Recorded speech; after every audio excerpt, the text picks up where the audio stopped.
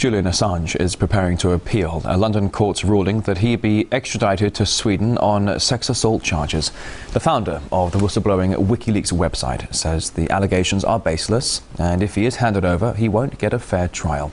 RT's Laura Emmett has been looking at why Assange is being extradited from a country which is home for many wanted on far more serious charges.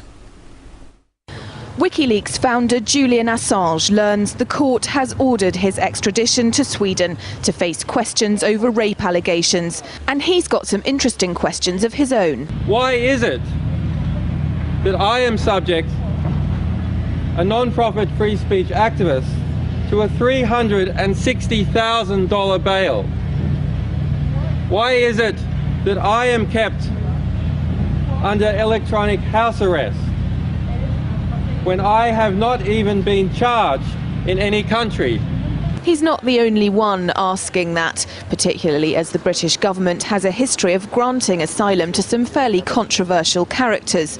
Recently, the immigration minister admitted 139 suspected war criminals have been given the right to settle in Britain permanently. They're thought to include former henchmen of Saddam Hussein, an Afghan official who tortured prisoners, and Rwandan genocide perpetrators.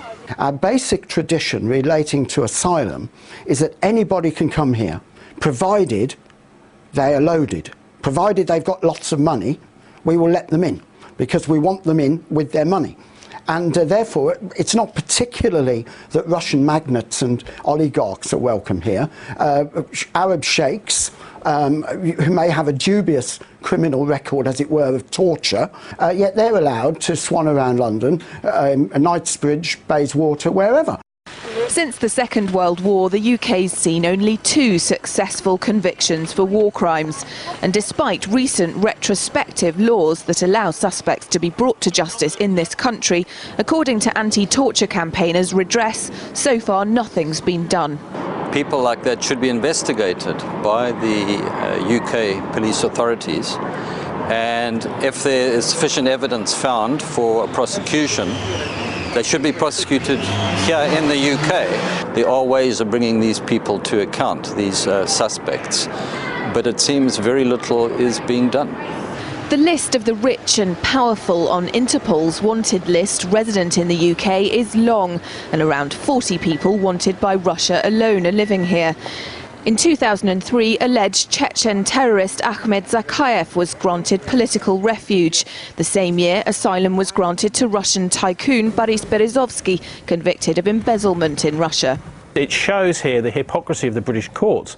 Berezovsky is quite clearly been involved in the mafia over the years, all sorts of very serious offences which you may actually quite literally equate with terrorism, and yet he has not been extradited. And yet we see here what appears to be anyway a trumped up charge of rape which hasn't actually even come to charges in Sweden. This certainly does appear to show blatant political interference in the court system here in Britain and total hypocrisy from the British justice system. While Julian Assange looks set to be cast from the safe harbour of the UK into choppier waters, it's unlikely he'll sink from trace just yet.